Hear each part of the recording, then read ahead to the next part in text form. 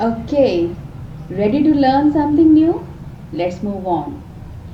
Many a times it may come to your mind that why do we need mindfulness coach? I'm so good in doing my work. I'm going to office, I'm doing my job. My life is going on smoothly. I'm earning money, I'm spending, I'm going on vacations. I'm taking breaks from my life. I'm doing exercise. I'm doing other activities as well to keep myself fit. Why do I need a mindfulness coach? Okay, you may not need it, but can you answer few questions of mine? And if answer to even one of the question is yes, so I must say that you need a mindfulness coach. Are you suffering from any disease which is arised out of your own unhealthy lifestyle? Anything, diabetes, type 2, type 1, thyroid, blood pressures, high, low, weight gain, which is also coming into the stress related diseases. Are you suffering from any genetic diseases? Are you facing relationships conflicts with your spouse, with your child, with your parents? Since when you had a talk with your parents?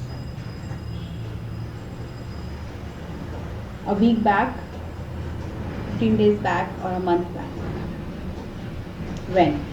If it's been long time and even today, if still also not, you don't feel like talking, please find an answer to this. Why is it so?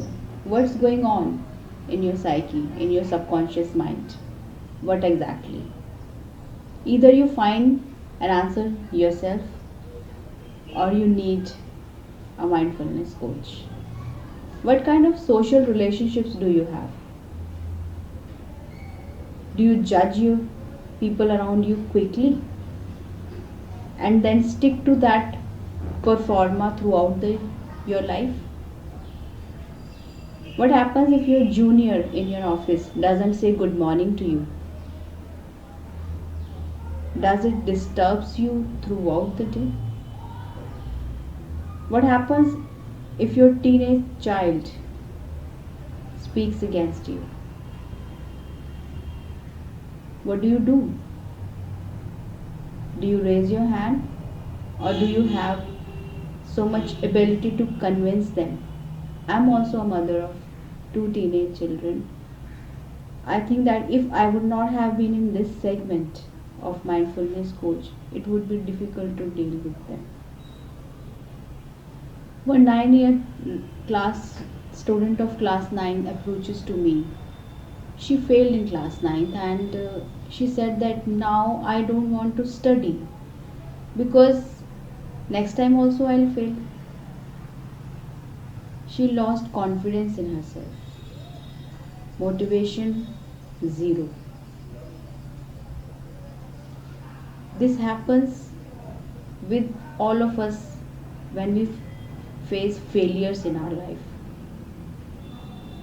One failure and it becomes a milestone that we either don't have courage to take a step forward or we don't do because our mind gets stuck into the vicious cycle of that previous failure, that if once this has happened to us, this is going to happen with us every time.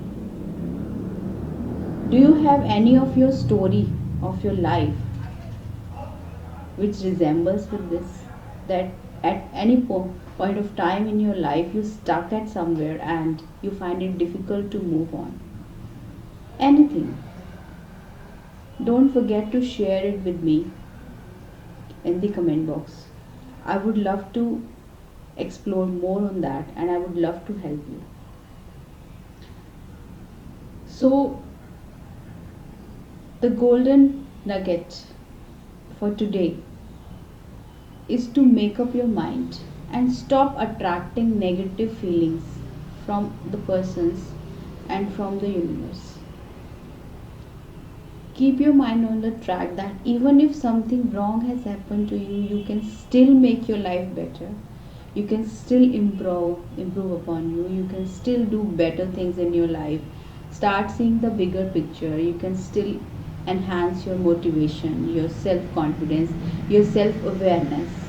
Do you know about yourself? To what extent? Do you know yourself 100%? I doubt. You don't know, because you can only visualize what is visible, and what is invisible, which is there in the subconscious mind, can only be observed in the actions, in the feelings, in the reactions, when we react to different situations. Even if a person is very cool in all the situations, the person is undergoing fight, conflicts within the soul. So definitely you will be benefited from this mindfulness theory. I hope you'll enjoy it. And the action plan for today is, find out that one moment of your life which has stopped you somewhere in your life to move on further. And don't forget to share it with me. Thank you.